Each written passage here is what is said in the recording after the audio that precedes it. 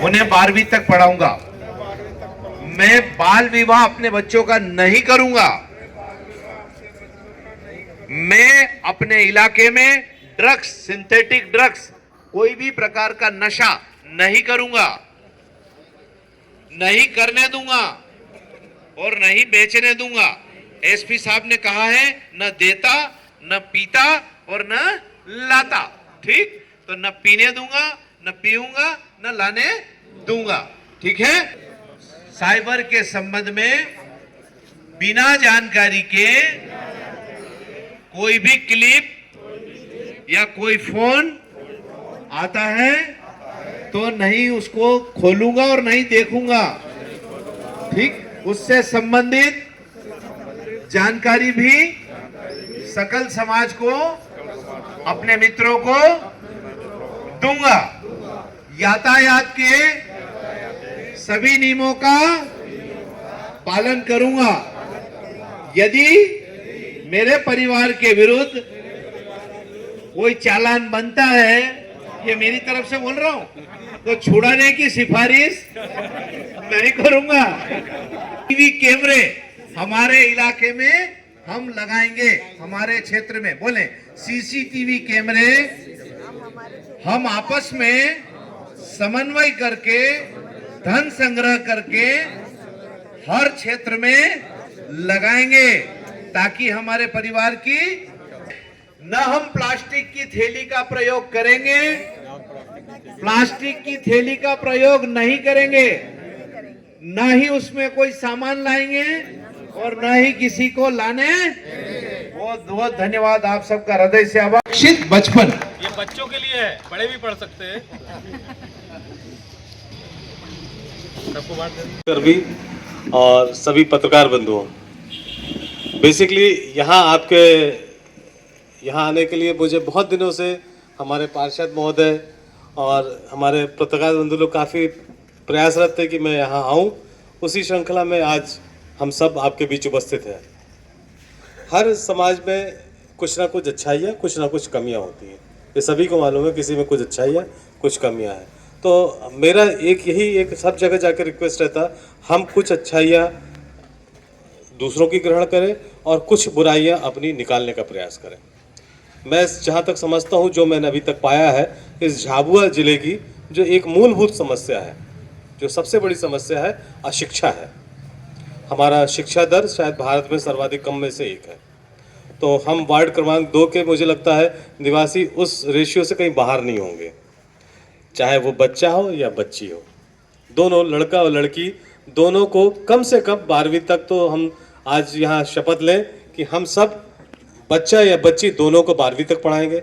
अभी हमारे पूर्व सदर महोदय ने बताया, बहुत अच्छी बात है। मैं उनके लिए यहाँ से, मतलब पूरे पुलिस विभाग की तरफ से मैं उनका आदर करता हूँ कि उन्होंने ये एक अच्छा अभियान छेड़ा कि बाल विवाह उनके यहाँ नहीं होगा। ये बहुत अच्छी बात है, क्योंकि हमारे यहाँ जो एक बहुत बड़ी हमारी समस्या है शहर की, पूरे ज़िले की, और मेरे ख्याल से पूरे क्षेत्र की ये समस्या है, राजपुर ज़िले की भी समस्या है कि हमारे यहाँ बच्चियों के साथ बड़ा जल्दी गलत काम हो रहा है, या वो अर्ली मैरिजेस कर रही है। चूँकि वो कानून में 18 वर्ष से पहले विवाह करना कानूनन जुर्म है, कानूनन अपराध है, तो वो अपराध की श्रेणी में आ जाता है, चाहे वो बच्चा हो या बच्ची हो।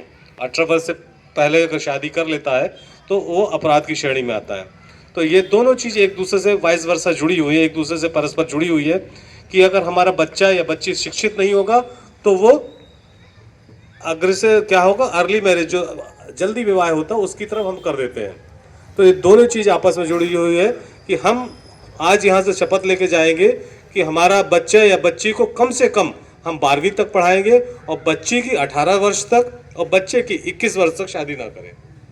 और वैसे आप लोगों ने बड़ा अच्छा एक कदम उठाया, तो इन दोनों चीज़ों की मैं तारीफ करता, पर एजुकेशन में, शिक्षा में ज़रूर हम पिछड़े हुए, मुझे ऐसा लगता है। जो हमने अभी 10 महीने के कार्यकाल में पाया है कि हम कहीं ना कहीं इस चीज़ में पिछड़े हुए हैं। तो एजुकेशन, शिक्षा सिर्फ इसलिए नहीं कि हम पढ़ लिख के एसपी या कलेक्टर बन जाएंगे या डिप्टी कलेक्टर बन जाएंगे, डीएसपी बन जाएंगे। शिक्षा से हमारा नैतिक विकास भी होता है। हमें पूरे विश्व में जाना है, आप अमेरिका जाएंगे, इंग्लैंड जाएंगे, कहीं भी दुनिया के किसी देश में जाएं, इंजीनियर, डॉक्टर्स की डिमांड हर जगह है। जब तक आप शिक्षित नहीं होंगे तब तक आप एक बेहतर काम नहीं करेंगे। आप ज़्यादातर क्या करेंगे, मजदूरी करने जाएंगे। आप देखिए भारत के जो, मैं किसी पे टिप्पणी नहीं करना चाहूँगा कि हम लेबर क्लास में जाते हैं, तो हम बेहतर है कि हम इंजीनियर डॉक्टर बने थे, जाके विदेश में जा रहे तो हम डॉक्टर बने। कि हमारे वैसे केरला के लिए देखिए, आज केरला वाले डॉक्टर नर्सेज में काफ़ी आगे हैं, तो क्यों ना हम अपने यहाँ ये मुहिम छेड़े कि हमारा बच्चा या बच्ची दोनों 12वीं तक कम से कम पढ़ें।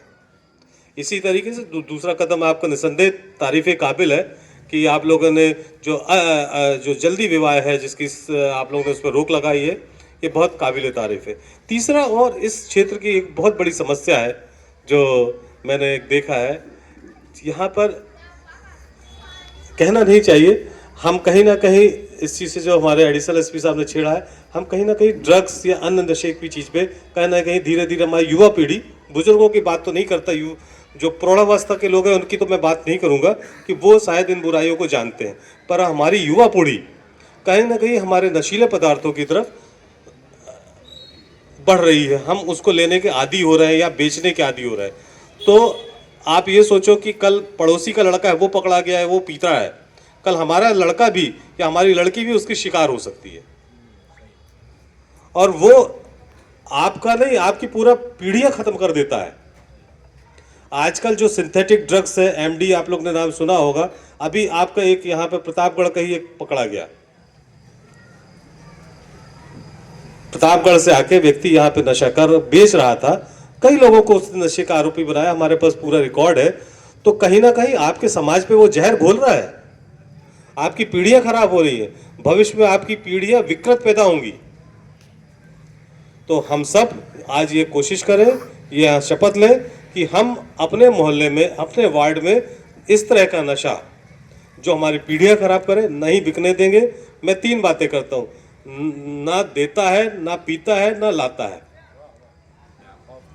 कोई भी व्यक्ति आपके यहाँ लाके देता है तो वो भी जुर्म है, उसको आप तुरंत निकटवर्ती, आप पार्षद महोदय को बता दीजिए, सदर साहब को बता दीजिए, अगर आप डायरेक्ट पुलिस पर नहीं आ सकते 100 नंबर में बता दीजिए, तो आपकी सूचना हम तक पहुंच जाएगी। जो लाता है या जो पीता है, पीते से क्या होता है, आपके यहाँ सभी छोटी सी पुड़िया पी रहा है 3000 की, फिर आपकी घड़ी बेचेगा, फिर आपका पर्स से एटीएम कार्ड चुराएगा, धीरे धीरे वो आपके घर का सब सामान बेच देगा। आप सोचो कि पड़ोसी चोरी करके ले जा रहा है, पर चोर तो हमारा बेटा ही है। ऐसे धीरे धीरे अंगूठी चुराएगा, कभी घड़ी चुराएगा, और मुश्किल से 3000 की चीज 500 रुपए में बेच के एक पुड़िया ले लेगा। देश भर के लिए, पूरे विश्व के लिए बड़ी बुरी चीज है। हम लालच के चक्कर में, 2 चीजें बड़ी खतरनाक होती है, लालच और डर। अभी हमारे साइबर वालों ने बताया होगा कि हम किस तरह से लालच में आके फंसते हैं या डर में फंसते हैं। तो ड्रग्स भी हमारा एक तरह से लालच है कि हम उस अवस्था में पहुंच जाते हैं कि हमें पूरा दुनिया की अन्य चीजें दिखाई पड़ने लगती हैं। तो इस तरह का अगर कोई भी आपका पड़ोसी या परिचित इस तरह की चीजें लाता है, देता है और पीता है, आपके घर कोई लाता है, बाहर से लाकर दे रहा है या पी रहा है, उसकी सूचना पुलिस को दीजिए, पार्षद महोदय को दीजिए, सदर साहब को बताइए। तो कम से कम हम उसको सुधारने की तरफ तो अग्रसित हो जाएंगे कि नहीं होंगे। माने आपका किसी 10 घर में से एक बच्चा खराब होगा तो वो पूरा खानदान खराब हो जाएगा, माने हैंड टू माउथ हो जाएगा भविष्य में। नेक्स्ट हमारा आता है साइबर सुरक्षा। हमारे पूरी टीम ने आपको बता दिया होगा साइबर की जो चुनौतियां हैं हम सबके बीच आ रही। किसी को भी कुछ भी फोन आ सकता है, ओटीपी लाता है, तो इसमें जो मैंने सभी बता रहे हैं, डर और लालच। एक नंबर है 1930, यह हमारा हेल्पलाइन नंबर भी है, साइबर का भी आपको बताया होगा सभी ने। आप तुरंत आके खबर कीजिए। आपका पैसा अगर आप 24 घंटे के पहले खबर दे देते हैं पुलिस को, तो आपका वो पूरा पैसा जो किसी अन्य व्यक्ति को, फ्रॉड व्यक्ति को ट्रांसफर हो रहा है, वो बच जाएगा। Police, CBI, ED, supreme court, कोई भी न्यायालय, अब तो कॉलर टोन भी मोबाइल की आ रही है कि आपको अरेस्ट नहीं करता है। कोई पुलिस का फर्जी फोटो, मुंबई के police commissioner, Delhi police commissioner का फोटो लगा के आपको धमकी भरे फोन आ रहा है, कोई पुलिस वाला आपको ऐसे फोन नहीं करता है। अगर फोन आ रहा है, निकटवर्ती पुलिस चौकी, पुलिस थाने में जाकर आप कंप्लेन कर दीजिए। 1930 एक बहुत अच्छा नंबर है, उसमें आप अपने रजिस्टर्ड मोबाइल नंबर से बात करिए तो आपकी कंप्लेन दर्ज हो जाएगी। एक और बहुत महत्वपूर्ण बात अभी हमारे एडिशनल सेक्रेटरी साहब ने बोली, यातायात वालों ने भी बताई होगी, कि हम ट्रैफिक को लेके बड़े लापरवाह हैं। मैं लगभग शाम को रोज ही इस मोहल्ले से निकलता हूँ, रोज। आप मेरी गाड़ी देखते होंगे, मैं हाथी पावा तक जाता हूँ, फिर लौटता हूँ, जाता हूँ या आता हूँ। तो लगभग रोज ही का मेरा नियम है कि लास्ट में मैं जाता हूँ, एक बार देखता हूँ कि हाथी पावा का गेट बंद है कि नहीं बंद है। एक शुरुआत की मैं आपको घटना बता रहा हूँ, मैं किसी का नाम नहीं लूँगा क्योंकि वो भी यहाँ बैठे हैं। उनका पुत्र बिना नंबर की गाड़ी में रोड पे खड़ा हुआ था, मेरी गाड़ी आ रही थी, उसने नहीं हटाया, हमने थाने बंद करा दिया उसको। ठीक है, हेलमेट भी नहीं लगाया था। तो क्या ये उचित है? बिना नंबर की गाड़ी में माइनर बच्चा था, अवयस्क बच्चा था, जो 18 साल से कम का बच्चा था, वो क्या उचित था? बिना हेलमेट, बिना नंबर और माइनर बच्चा। आप ही लोग निर्णय लीजिए ना। आज ही एक आप लोग ने अखबार पढ़ा होगा, खबर पढ़ाई होगी कि एक होमगार्ड सैनिक का बच्चा, गोपाल करके है होमगार्ड सैनिक, उसका बच्चा 22 वर्ष का बच्चा एक दुर्घटना में उसको मृत्यु कारित हुई, मतलब दुर्घटना में मृत्यु हुई उसकी। उसने आज अपने पैसे से अपने 20 सहकर्मियों को हेलमेट बांटा कि जो मेरे साथ हुआ है, अपने खुद के पैसे से, सैलरी के पैसे से, वेतन के पैसे, तनख्वाह के पैसे से उसने अपने अन्य सहकर्मियों को, अपने साथियों को हेलमेट बांटा कि कम से कम उसके घर के जो लोग जाएं या जो सहकर्मी आ रहे हैं वो हेलमेट लगाएं।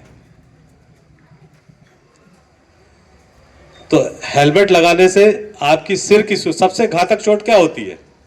सिर में छोटा सा भी पत्थर लगेगा, आप अस्पताल चले जाओगे। और अस्पताल, सरकारी अस्पताल में बहुत भीड़ है, प्राइवेट में आप खर्चे की आप जानते हो, प्राइवेट में जो खर्चे अधिक हैं, और आपका पूरा परिवार तहस नहस हो जाता है।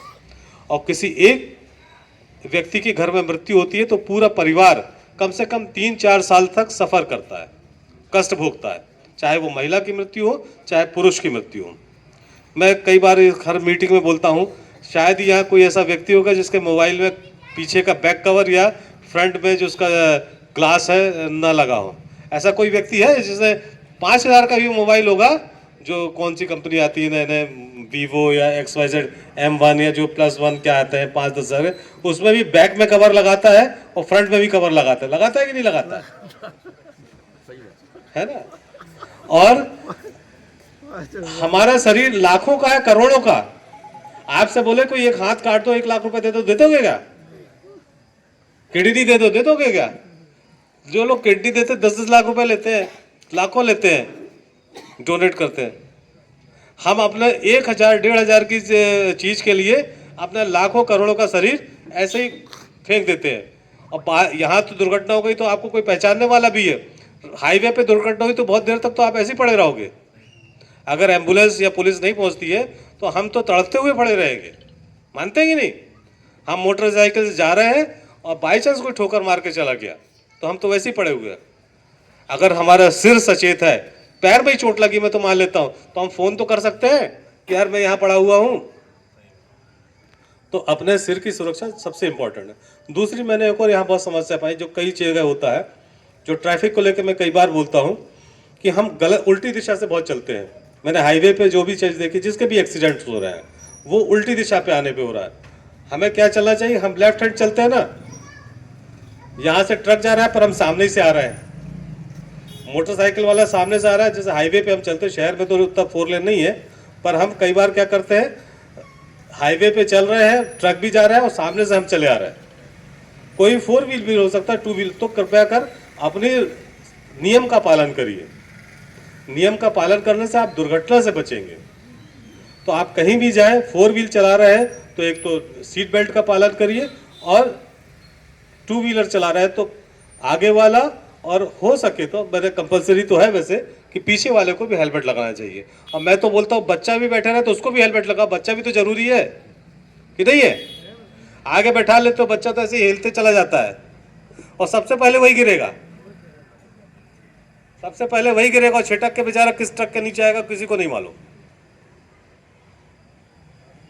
ठीक है ना? तो ये होना चाहिए। नेक्स्ट, एक बहुत बड़ी हमारी चीज़ है, बहुत सारी दुकानें हैं, उनको बुरा जरूर लगेगा, पर एक हमारे शहर की जो बड़ी बुराई है वो प्लास्टिक है। मानते हैं कि नहीं मानते? हम धनिया लेने भी जा रहे हैं, मिर्ची लेने भी जा रहे हैं, है ना, 5 रुपए की धनिया और मिर्च लेने जा रहे हैं तो भैया थैली उसी से ले लेते हैं, वो फ्री में देता है।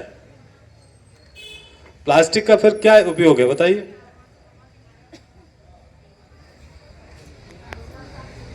मुझे आप लोग बता दीजिए क्या उपयोग है।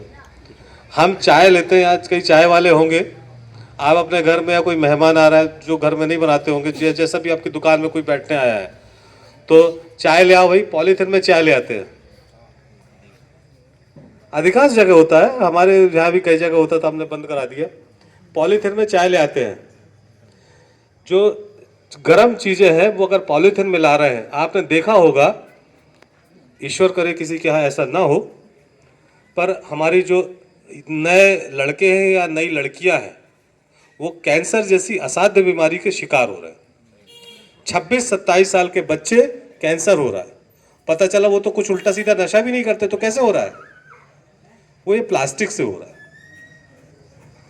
आपने कोई गर्म चीज प्लास्टिक में ला दी, वो एक वो हो रहा है। और ये प्लास्टिक आपका बहुत जल्दी गलता नहीं है, जो सिंगल यूज प्लास्टिक हम यूज कर रहे हैं ये बहुत गलता नहीं है, और ये पूरे पर्यावरण के लिए नुकसानदायक है, हमारी धरती के लिए नुकसानदायक है, शहर के लिए तो है ही है, पूरी धरती के लिए नुकसानदायक है। इस प्लास्टिक को गलने में कम से कम 400 साल लगेंगे। अगर हमें एक अभी बीच में साइंटिस्ट आए थे तो मैंने ऐसे ही उनको बोला कि हमारे 5000 साल पहले भारत के जो ऋषि मुनि थे, जो आज हम उनको ऋषि मुनि की संज्ञा देते हैं, पर वो सब बेसिकली साइंटिस्ट थे। मेरा मानना है वो वैज्ञानिक हुआ करते थे। कि हम आज से 5000 साल पहले जानते थे कि सूर्य यहाँ से कितनी दूरी पे है, विश्व की किसी भी सभ्यता में नहीं था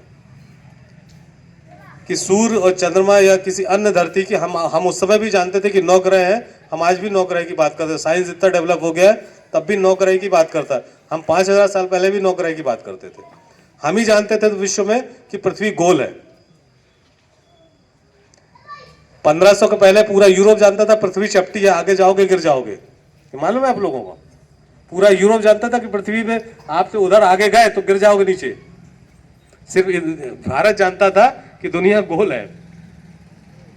तो मेरा यही आप सबसे है कि प्लास्टिक, मैं इसलिए उधर उन्होंने जो वैज्ञानिक बताया, मैंने कहा हमारे वैज्ञानिक जो थे उस समय के तो नंगी आंखों से देख लेते थे सूरज और चंद्रमा को, सॉरी सूरज चंद्रमा, जो शुक्र ग्रह है या आपके जो भी तारे दिखते हैं उनको हम दूर से देख लेते हैं, से बता देते थे। तो उन्होंने बोला कि हमारे प्रदूषण के कारण ये जो आज रात को हम बहुत टिमटिमाते हुए ग्रह दिखाई देते हैं, वो उस समय नंगी आंखों से हमें बहुत साफ दिखाई देते थे। बिल्कुल सही बात। आज इतना धूल धुआं प्रदूषण हो गया है कि हम सब खराब हो रहा है। इसी तरीके से दूसरा आजकल सरकार भी आपकी बात करती है, हम सब बात कर रहे हैं कि हम नेचुरल फर्टिलाइजर्स की बात करें, जो प्राकृतिक चीजें हैं। हम गोबर की खाद, केचुए की खाद, इस पे जोर दे रहा है ना कि यूरिया पे दे रहा है। आप देखिए, मेरे घर भी खुद खेती होती है, तो हम अपने लिए जो उगाते हैं वो बिल्कुल गोबर की खाद या केचुए की खाद वाला उगा रहे हैं। हम भाई वही खाएंगे, और वो महंगा भी मिल रहा है, आपको मालूम है महंगा मिल रहा है, और दूसरे को देना है तो यूरिया डाल दो। तो हम कोशिश करें प्लास्टिक कम से कम, हम बाजार में पोहे खाते हैं, कचौरी खा रहे हैं, समोसा खा रहे हैं, चटनी डाल रहे हैं, प्लास्टिक से डाल रहे हैं, डालते हैं ना। मैं किसी का दुकानदारों का विरोधी नहीं हूं, पर ये हमें कोशिश करनी चाहिए हम प्लास्टिक का यूज बंद कर दें। कोशिश करिए हम नई दिशा की ओर बढ़े, नए समाज की ओर बढ़े। और मेरी कोई दुकान भी नहीं है, मैं तो उदाहरण बता रहा हूं आप लोगों को। ये एक कागज की चम्मच है जो शायद प्लास्टिक से सस्ती है, 20 रुपए की 100 आती है, और प्लास्टिक कितनी की आती है? 30 रुपए की 100। आप देख लीजिए 10 रुपए का सीधे सीधे अंतर है। हाँ, ये प्लास्टिक है। हम तो आजकल दिखाने ले जा रहे हैं कि ये आप लोग देख लीजिए, और ये ज्यादा मजबूत भी है। हम इससे पोहे या कचौरी खाएंगे, जो भी खाएंगे ज्यादा अच्छे से खा सकेंगे बजाय प्लास्टिक से। तो प्लास्टिक को बिल्कुल मना करिए। यातायात के नियम का हम 3-4 चीजों पे अगर जोर अपना आजमा लें, आपका समाज बहुत उन्नत है। मैं हर जगह, जैसे आपके अभी पूर्व सदर साहब ने बताया, हमने डीजे पे पाबंदी लगा दी है, बहुत अच्छी बात है। हम हर जगह डीजे की बात करते, तो आज हम यहाँ डीजे की बात नहीं करेंगे।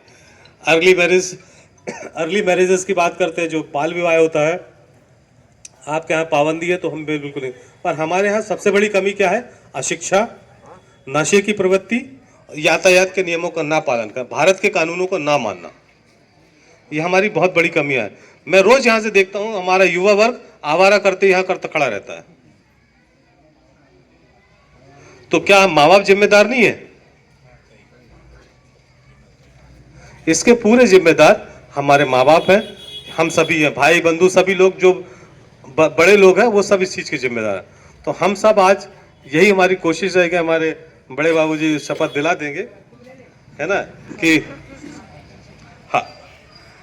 एक और महत्वपूर्ण बात छोड़ी जा रही, हमारे साथी ने बताया कि सर सीसीटीवी छूट रहा है आपसे आज, तो हमारे माइक टू साहब ने बता दी, जैसे कई जगह शॉप्स हैं, जैसे ये शॉप्स है, आप उठा के देखिए, भारत शॉपिंग मॉल कर रखा है, बहुत सारे ऐसे लोग आते हैं, अब मैं ही चला जाऊँ अपनी जेब में कुछ चीज़ डालूँ तो पहले पता नहीं चलता था, बहुत सारी जगह होता था, पर आजकल हमारे दुकानदारों ने क्या किया, सीसीटीवी लगवा लिया है। बहुत सारे वीडियो आता है कि मैं किसी वर्ग की बुराई नहीं कर रहा हूँ, कई महिलाएं जाती हैं किसी सुनार की दुकान में तो कुछ डाल लिया, है ना, कई बार ऐसा होता है, कुछ छुपा लिया, या कोई व्यक्ति भी चोरी कर सकता है, माने जाति धर्म लिंग भेद कोई नहीं है, कोई भी व्यक्ति चोरी कर सकता है, पर एक सीसीटीवी आ गया।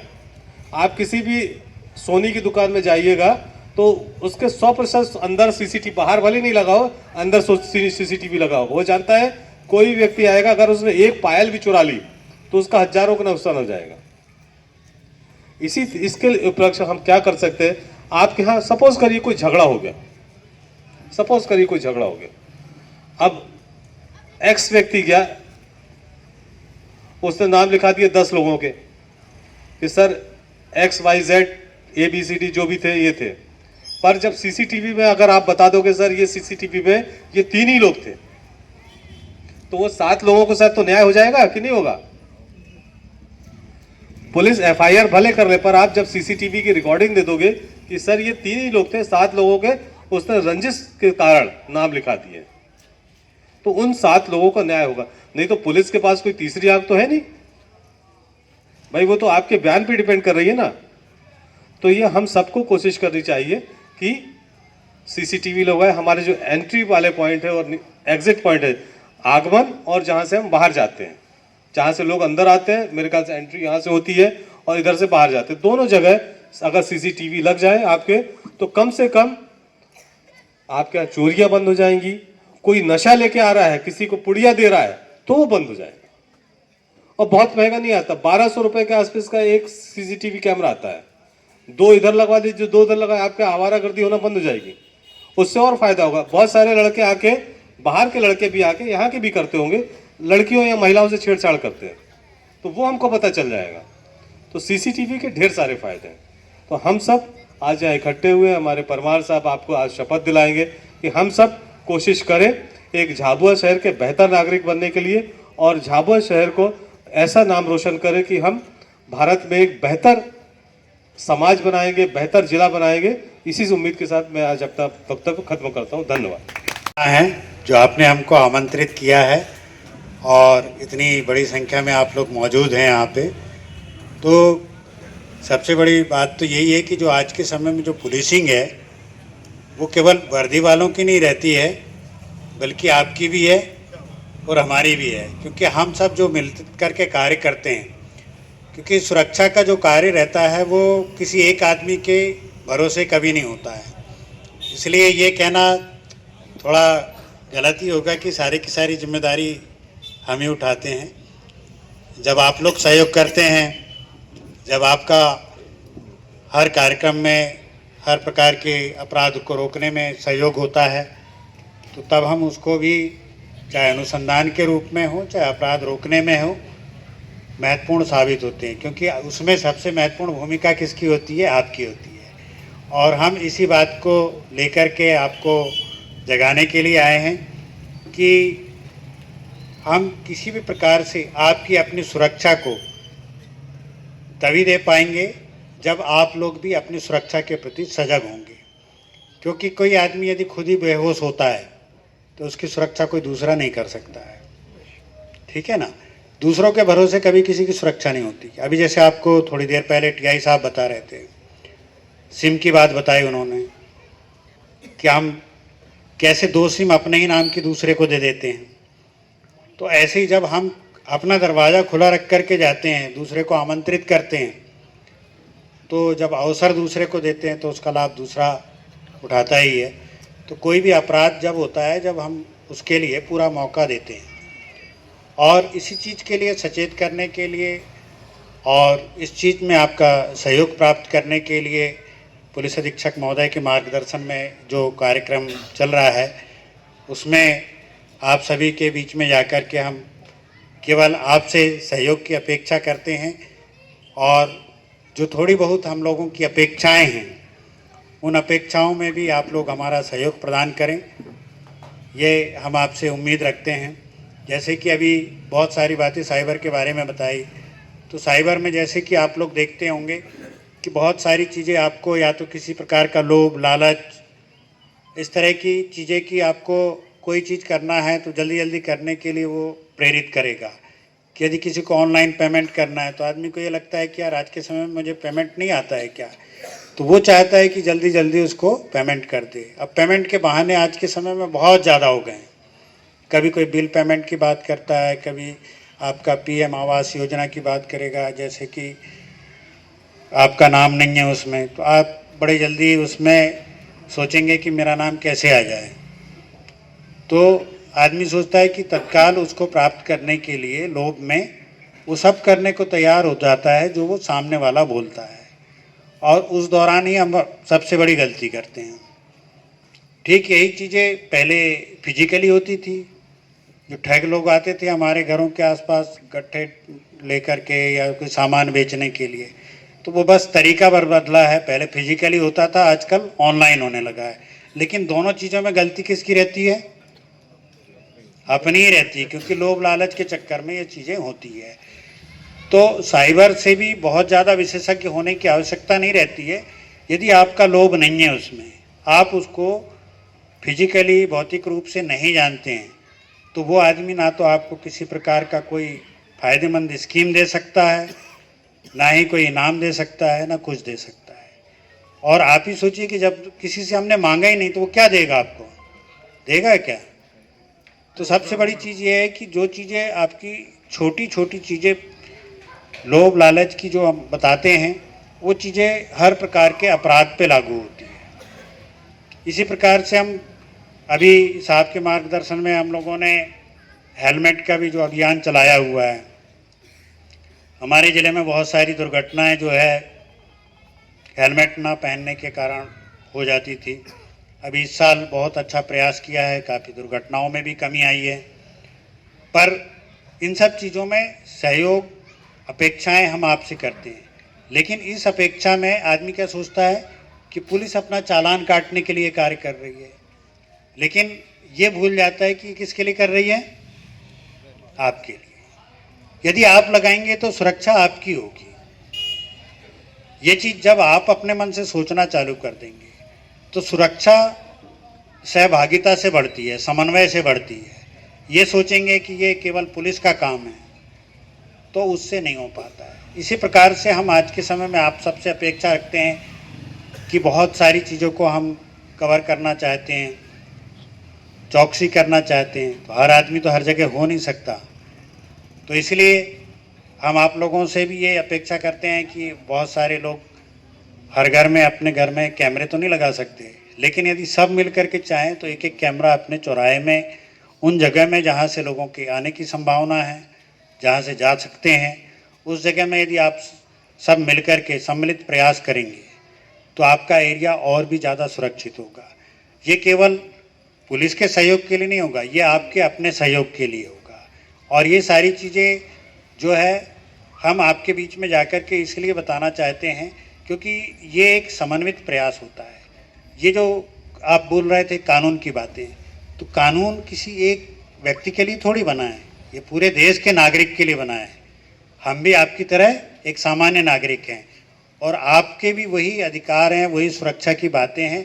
तो हर व्यक्ति की सुरक्षा जो है महत्वपूर्ण होती है, और जब अपने आप को हम इस चीज़ के लिए यदि सोचने लगते हैं तो आप उसमें थोड़ा भी यदि कोऑपरेटिव होकर के सम्मिलित और समन्वित प्रयास रखेंगे तो हम हर जगह को अच्छा और सुरक्षित बना सकते हैं। और यही छोटी छोटी जो प्रयास हैं उसको लेकर के ही हम आपके बीच में आ रहे हैं।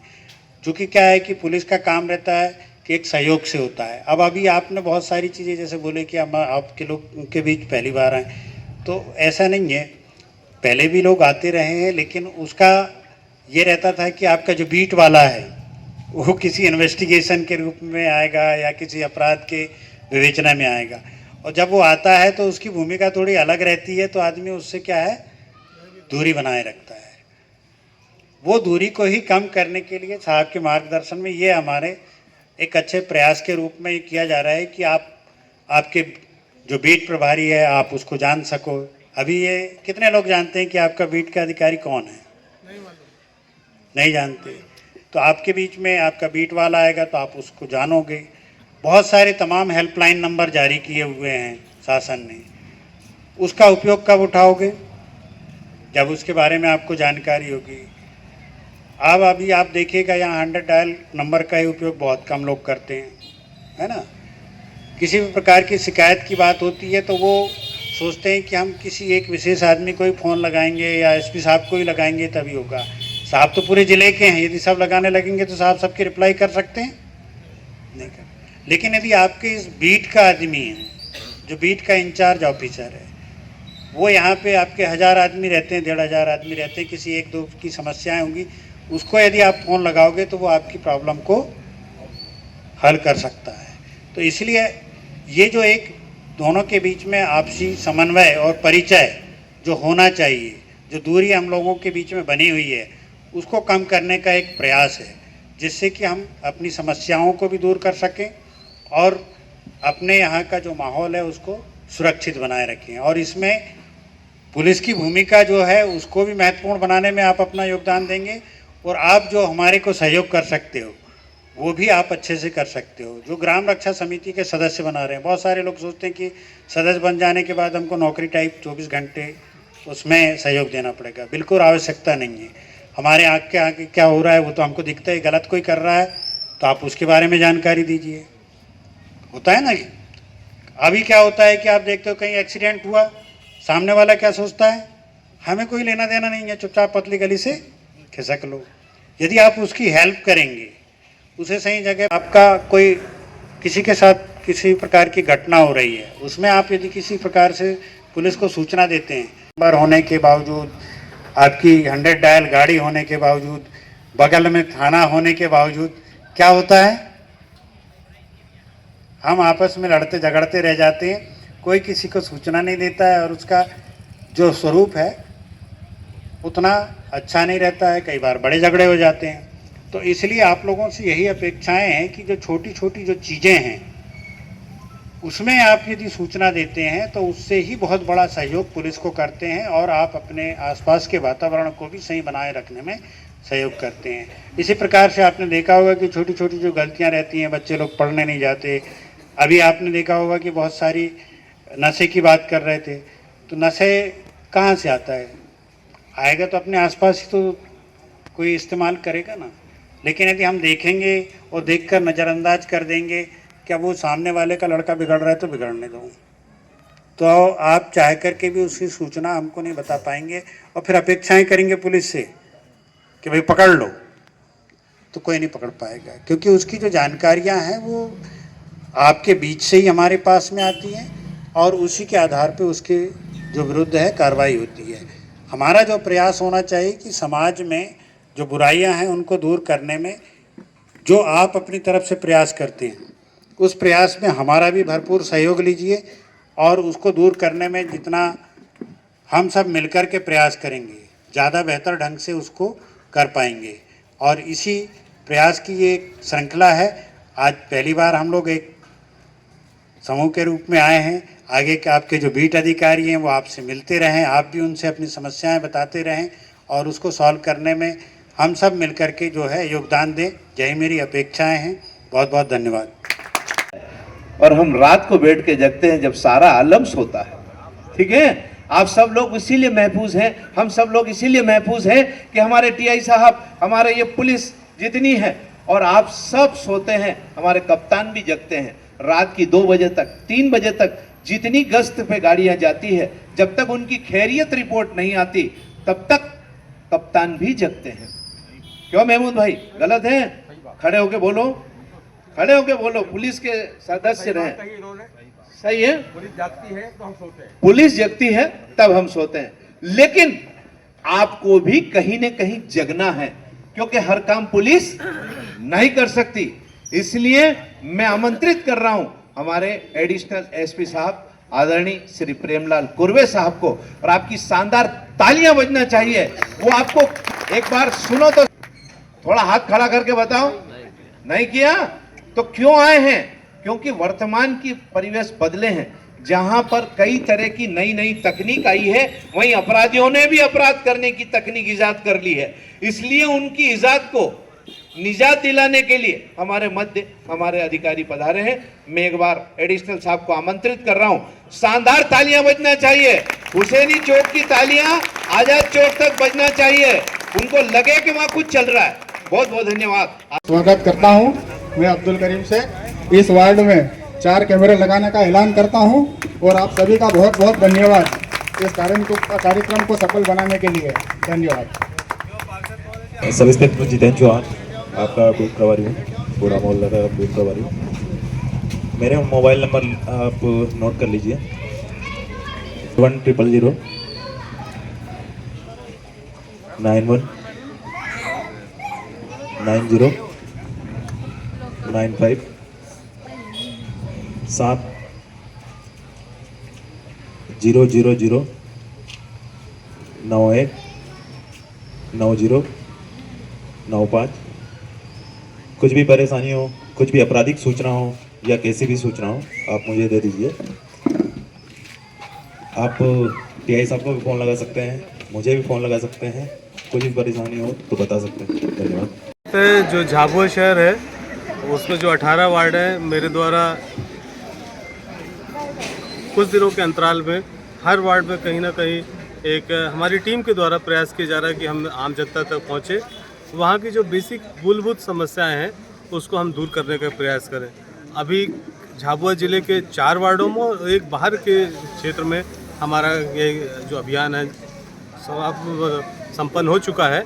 आज उसी श्रृंखला में हम वार्ड क्रमांक 2 में यहाँ आए, और यहाँ पे जो हमारी छोटी छोटी मूलभूत समस्याएं हैं उसको हमने जानने का प्रयास किया, और कोशिश की कि हम सब आपस में मिलकर एक इन समस्याओं से कैसे निपट सकें, निपटारा कर सकें। लोगों से हमने सजेशंस लिए और लोगों से आपको अपने सुझाव दिए कि हम कैसे बेहतर और जिम्मेदार नागरिक बन सकते। सर, आपने पुस्तक का विमोचन किया है बच्चों के लिए? नहीं, बेसिकली वो विमोचन नहीं है, वो वितरण है कि ये बच्चे पढ़ें और समझें कि हम जो कुछ अपराध होते हैं कैसे बच सकें, साइबर फ्रॉड होता है वो कैसे बच सकें, ड्रग्स कैसे होता है।